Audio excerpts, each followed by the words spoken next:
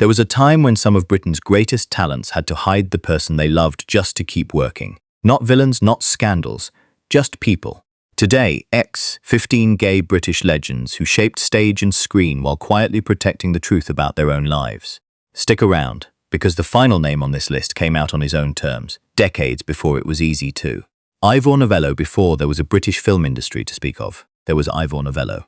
He wrote the World War I anthem, Keep the Home Fires Burning, while still in his early 20s, then became the biggest matinee idol these islands had seen, packing West End theatres with musicals he wrote, composed and starred in himself, and headlining Hitchcock's silent thriller, The Lodger. For over 30 years he shared his life with fellow actor Bobby Andrews. It was never announced. It didn't need to be. Everyone in his circle understood.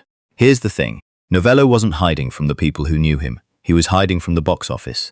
That's the part that's easy to miss. His privacy wasn't shame. It was a career calculation in an industry that ran on public adoration. Kenneth Williams' generations grew up laughing at Kenneth Williams' voices in the Carry On films.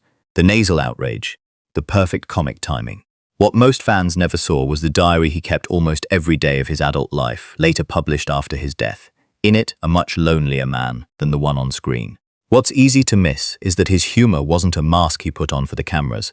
It might have been the only place he ever felt in control. And that gap between the performer and the person is exactly why his diaries still get studied today. The laugh track never lied, but it never told the whole story either. Terence Rattigan gave British theatre some of its most enduring plays. The Winslow Boy, the Browning version, separate tables, dramas built on the things characters can't quite say out loud. Biographers have long documented that Rattigan himself was gay, and that his own life often supplied the tension underneath those very silences. Would you have written your most personal feelings into a play, knowing the audience could never be told they were personal at all? That's not a rhetorical trick, that's the actual bargain Rattigan made every time the curtain went up. Cecile Beaton photographed royalty, dressed Audrey Hepburn for My Fair Lady, and won 2 Academy Awards for costume and set design. In public, glamour, elegance, total command of the frame. In his own diaries, published only after he died, a far more private and conflicted account of loving men in a world that offered him no space to say so. Here's the contrast that says it all. The man who controlled exactly how the world saw everyone else couldn't control how the world would have seen him. Sir Michael Redgrave built one of British theatre's great dynasties, father to Vanessa, Lynn, and Corinne Redgrave, and delivered a career of towering stage and screen performances. After his death, his own son Corin wrote about his father's bisexuality using Michael's private diaries as a source. It's a hard thing to say plainly, so let's say it plainly. The real cost of that era wasn't paid by Redgrave alone. It landed on his marriage and his family too, long before anyone chose to talk about it. Sir Robert Helpman. You may know him as the sinister child catcher in Chitty Chitty Bang Bang, but Helpman was first a legendary dancer and choreographer who helped define British ballet. For decades he shared his life with theatre designer Michael Benthall, a partnership well documented by those who worked alongside them. This is the same open secret we've already seen with Novello. Inside the profession, people knew, and it changed nothing about how they were treated. Outside it, the law and the press made sure it stayed unspoken. That pattern, repeating across this whole list, tells you the problem was never really about talent. Quentin Crisp. Now here's someone who breaks the pattern completely. While almost everyone else on this list spent a career managing what people knew, Quentin Crisp lived openly as a gay man from young adulthood, decades before it was remotely safe to. He wrote about it himself in his memoir The Naked Civil Servant, later adapted for television. Compare that to everyone we've just covered. Crisp didn't get to be protected by wealth or fame the way a Novello or a Beaton was. Visibility for him came with real physical danger on the street. That's a very different kind of courage than staying quiet ever required. Emlyn Williams was a Welsh actor and playwright, best known for the chilling thriller Night Must Fall, which he wrote and starred in himself. He married and had children, and biographers have documented relationships with men throughout his life as well.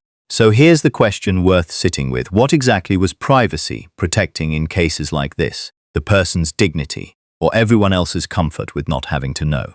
Williams's story doesn't give a tidy answer, and honestly, neither did his era. John Schlesinger directed Midnight Cowboy, the only X-rated film to ever win the Best Picture Oscar, along with Sunday Bloody Sunday, one of the first mainstream British films to portray a gay relationship with any nuance at all. Later in life, Schlesinger spoke openly about his decades-long relationship with photographer Michael Childers. Here's the thing worth naming clearly. A director who once had to encode gay experience through subtext eventually got to just say it. That arc, inside one career, is basically the whole history of this list in miniature. Beverley Nichols was one of Britain's most prolific writers and broadcasters, publishing dozens of books on everything from gardens to politics to celebrity gossip, and becoming a genuinely famous public voice for decades. His biographer Brian Connon documented his relationships with men, carefully kept out of his public writing. What's easy to miss with someone this prolific is that fame didn't buy him freedom. If anything, the more famous he got, the more careful he had to be, because there was simply more eyes watching. William Somerset Maugham was, in his day, one of the highest-paid writers in the world. Novels, plays, short stories that are still taught and adapted today. His bisexuality is extensively documented, including his decades-long relationships with Gerald Haxton and later Alan Searle. Compare his global literary fame to the private life he actually lived. He got to be one of the most read men on earth, and still never got to be fully known by the people reading him. That contrast is almost the whole tragedy of this entire list, compressed into one career, Sir Ian McKellen. Here's where the story starts to change. In 1988, Ian McKellen publicly came out, one of the first major British actors of his stature to do so, and has spent decades since as an outspoken advocate for LGBTQ+ rights. This isn't just a personal milestone worth mentioning in passing, it's the hinge the rest of this list swings on. Everyone before him on this video managed a secret. McKellen chose, deliberately, to stop managing it. Stephen Fry has spent decades as one of Britain's most recognizable actors, writers, and broadcasters, and has spoken and written openly about being gay since the 1990s. Ask yourself this: how much had to shift in British culture, in law, in journalism, in public opinion, before someone as visible as Fry could simply live his life on camera without it becoming the story? That shift didn't happen by accident, and it didn't happen quickly either. Alec McCowan built a long, respected stage and screen career, working well into his 80s. What's remarkable is when he chose to speak publicly about being gay. Not early in his career, out of fear, but in his own 2011 memoir, Double Bill, written entirely on his own terms. His story is proof that a late disclosure isn't a smaller truth. It's the same truth, waiting for a moment that finally felt safe enough to hold it. Ned Sherrin, we're closing with Ned Sherrin, broadcaster, writer, producer, a fixture of British radio and television for over 4 decades, who lived openly as a gay man for much of his later career. Put him next to Ivor Novello, the very first name on this list. Same country, same industry, 2 entirely different amounts of freedom, separated by less than a century. That's not a coincidence, and it's not really about any one of these 15 people individually.